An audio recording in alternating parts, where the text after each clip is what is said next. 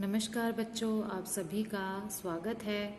बच्चों, आज हम 8वीं कक्षा का दूसरा पाठ पढ़ेंगे जिसका नाम है बिलस्य वाणी न कदापि मे श्रुता।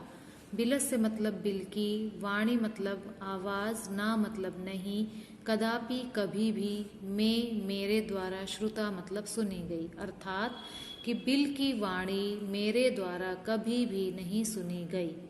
तो ये जो कहानी है बच्चों, यह पंचतंत्र से ली गई है और पंचतंत्र के रचयिता विष्णु शर्मा हैं, जिसमें 5 तंत्र हैं उनके ग्रंथ में, और इनके पात्र हैं वो पशु और पक्षी ही हैं।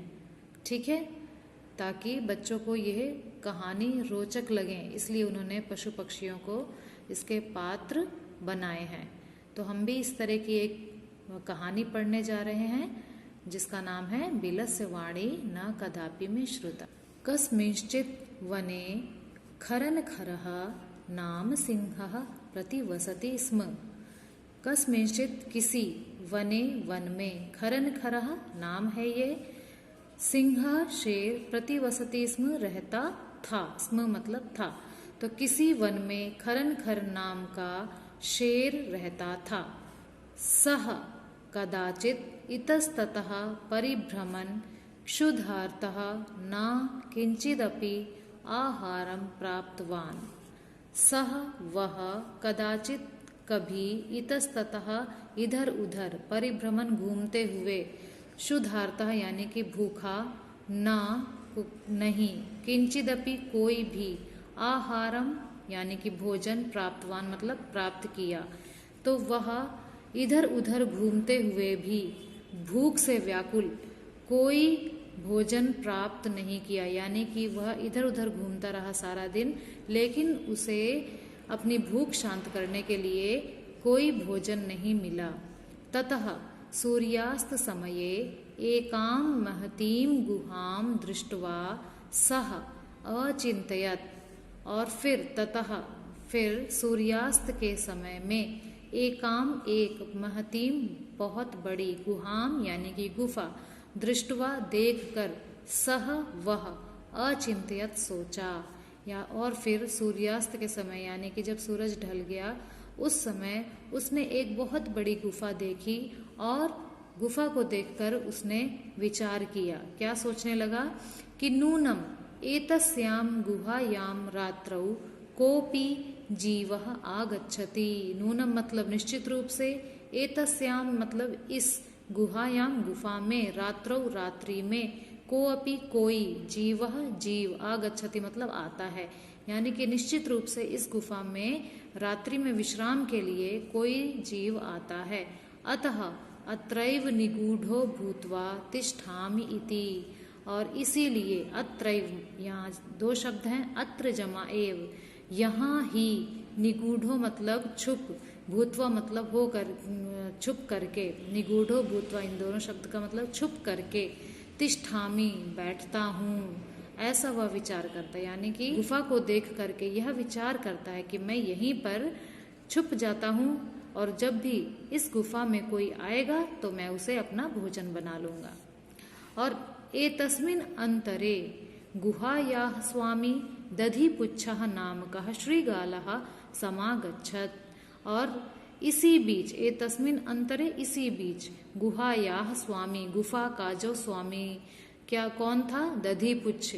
दधिपुच्छ ये नाम है, दधिपुच्छ नाम का सियार आता है, समागच्छत मतलब आता है। तो इसी बीच में गुफा का जो स्वामी होता है, दधिपुच्छ नाम का सियार, वह आता है।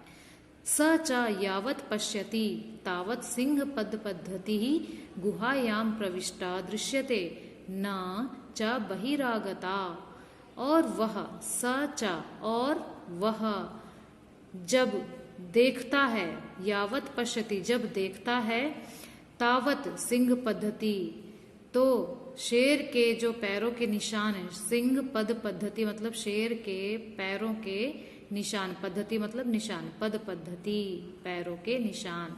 तो वह देखता है कि शेर के पैरों के निशान गुफा में प्रवेश होते हुए दिखाई दे रहे हैं।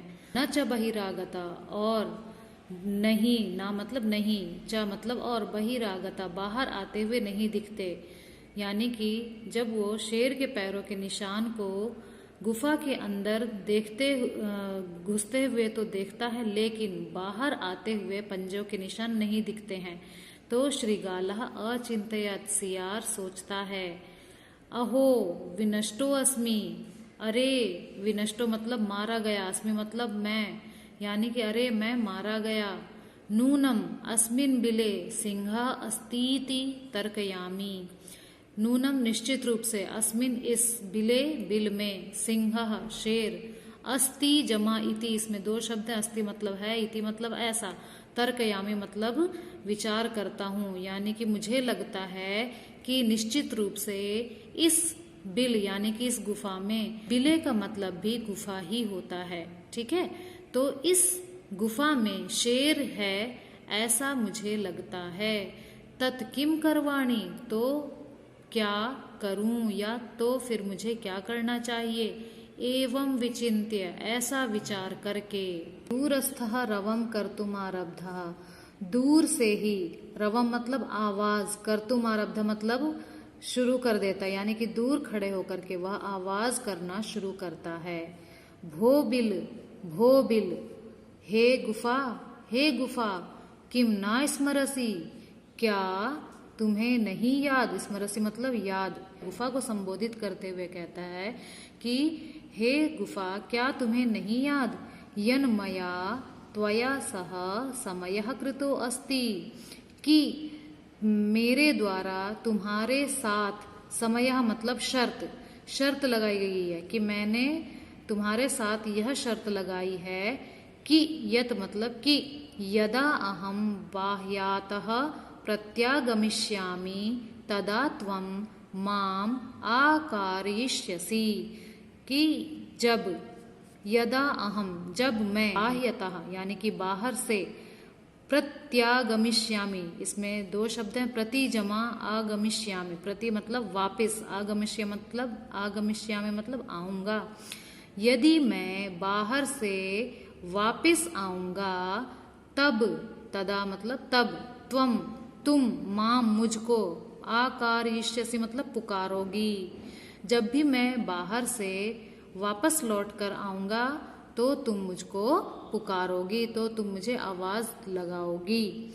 यदि त्वम माम ना आह्वायसि तरहि अहम द्वितीयं बिलं यास्यामि इति, और यदि त्वम तुम, माम मुझको, ना नहीं, आह्वायसि मतलब बुलाओगी, बुलाती हो, तरही तो फिर, अहम मैं, द्वितीयम बिलम दूसरे बिल में, यास्यामि मतलब जाता हूँ, इति ऐसा। तो वह गुफा से कहता है कि हम दोनों के बीच में यह शर्त हुई थी कि जब भी मैं बाहर से आऊंगा तो तुम मुझे आवाज दोगी, लेकिन यदि तुम मुझे नहीं बुलाओगी तो मैं किसी दूसरे बिल में चला जाऊंगा, दूसरी गुफा में चला जाऊंगा। अथ एतत् श्रुत्वा सिंहः अचिंतयत्, अथ मतलब फिर, एतत् श्रुत्वा, इसमें दो शब्द हैं, एतत् जमा श्रुत्वा, और जब इन दोनों के बीच में संधि हो जाती है तो ये शब्द बन जाता है एतत् श्रुत्वा, ठीक है।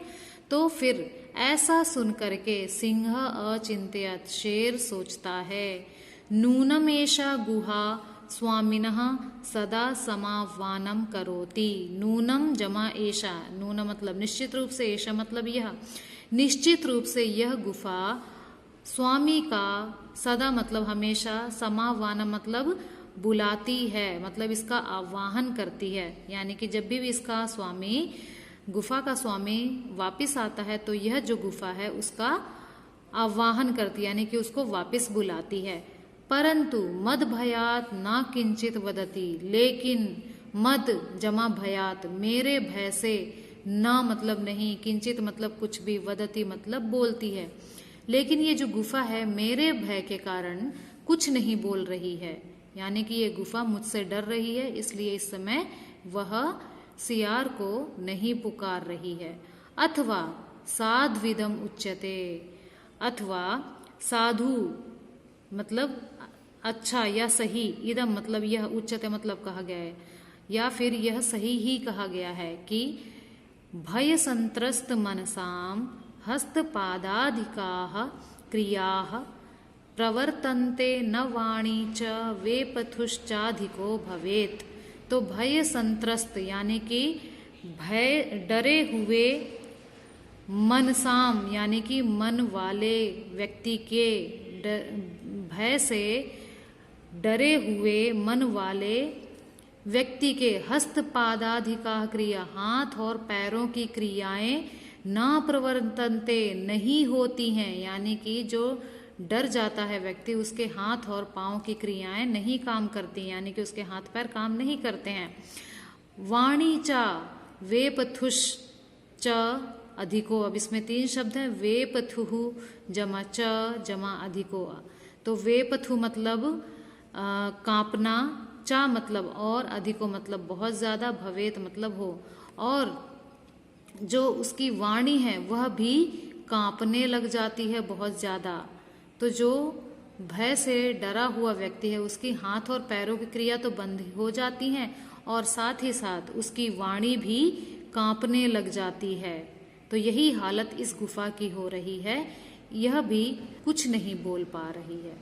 ठीक है, तो तद अहम अस्य आह्वानम करोमि, तद अहम तो फिर मैं, अस्य इसका, किसका, उस सियार का, उस श्रृगाल का। ठीक है, तो मैं इस सियार का आह्वान करोमि, मैं इस सियार को आवाज देता हूँ, यानी कि मैं इस सियार को पुकारता हूँ।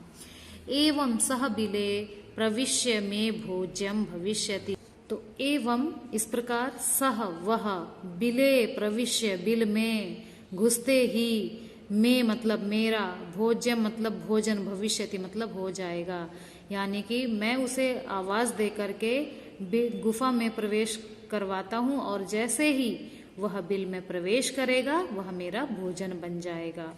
इत्थम विचार्य सिंहः सहसा श्रीगालस्य आह्वानम अकरोत्, और ऐसा, इत्थम मतलब ऐसा विचार करके या ऐसा सोच करके, सिंह शेर, सहसा मतलब अचानक ही, श्रीगालस्य सियार का, आह्वानम अकरोत् मतलब उसका आह्वान करते यानी कि उसको पुकारता है।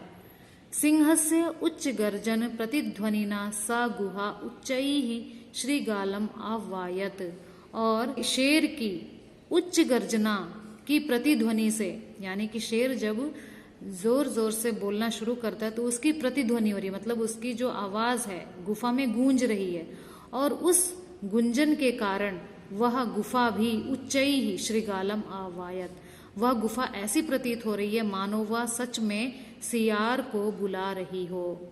ठीक है, शेर बोल रहा है गुफा में घुस करके, लेकिन जो उसकी आवाज और दुगनी हो रही है गुफा के अंदर, उसकी प्रतिध्वनि के कारण ऐसा प्रतीत हो रहा है कि मानो गुफा ही ऊंची ऊंची आवाज में सियार को बुला रही हो। और अनेन अन्य अपि पशवः भयभीताः अभवन, और इस प्रकार से जो दूसरे भी, अन्य अपि जो दूसरे भी पशु थे, आसपास के जो दूसरे पशु थे, भयभीता अभवन वो भी डर जाते हैं। श्रीगालो अपि ततः दूरम पलायमाना इमम अपठत, और सियार भी, श्रीगालो जमा अपि सियार भी, ततः वहां से, दूरम पलायमाना दूर भागते हुए, तो सियार भी वहां से दूर भागते हुए, इमम अपठत, इसमें संधि है, इमम जमा अपठत, ऐसा पढ़ते हुए वह दूर भाग जाता है। तो क्या पढ़ रहा है वह, कि अनागतम यह कुरुते सा शोभते सा शोच्यते यो न करोत्यनागतम वने यत्र संतस्थस्य समागता जरा बिलस्य वाणी न कदापि में श्रुता। तो इसमें यह कहा गया है कि जो व्यक्ति यह अनागतम कुरुते, जो अनागतम मतलब जो अभी आया नहीं है, उसके लिए उपाय करता है, जो समस्या अभी आई नहीं है उसके लिए वह उपाय ढूंढ लेता है, वही सुख को प्राप्त होता है। शोभते मतलब वही सुशोभित होता है, यानी कि वही सुखी रहता है। जो समस्या आने से पहले उसका हल खोज लेता है वही सुखी रहता है। और जो अनागतम ना करोति सा शोचते, और जो संकट के विषय में नहीं सोचता है, संकट के विषय में उपाय नहीं सोचता है, वह शोचते यानी कि वह दुखी रहता है। ठीक है, तो जो समस्या के आने पर भी उपाय ना सोचे वह व्यक्ति दुख को प्राप्त होता है। वने अत्र संस्थस्य, तो वन में, अत्र मतलब यहाँ, इस वन में, संस्थस्य मतलब रहते हुए, समागता मतलब रहते हुए, जरा मतलब बुढ़ापा आ गया, मतलब इस वन में रहते हुए मुझे बुढ़ापा आ गया। परंतु बिलस्य वाणी न कदापि में श्रुता, लेकिन मैंने कभी भी गुफा की वाणी नहीं सुनी, यानी कि मेरे द्वारा कभी भी गुफा की वाणी नहीं सुनी गई। इस गुफा में मुझे रहते रहते बुढ़ापा आ गया, लेकिन मैंने कभी भी अपनी गुफा की आवाज़ नहीं सुनी। तो ऐसा पढ़ते हुए वह सियार उस गुफा से दूर भाग जाता है। तो यहाँ पर श्रीगाल ने यानी कि सियार ने अपने विवेक से कार्य लिया तो उसकी जान बच गई। यदि वह बिना सोचे समझे गुफा में प्रवेश कर जाता तो वह मृत्यु को प्राप्त हो जाता। तो इस पाठ से हमें यही शिक्षा मिलती है बच्चों कि हमें कोई भी कार्य करने से पहले अपनी बुद्धि से सोच समझ करके कार्य करना चाहिए। जैसे सियार ने समस्या को देख लिया और उसका समाधान करते हुए अपनी जीवन की रक्षा की। तो आशा करती हूँ कि आपको यह पाठ समझ आया होगा, और यदि कुछ डाउट्स रहते हैं बच्चों तो आप कमेंट करके पूछ सकते हैं। सभी बच्चों का धन्यवाद।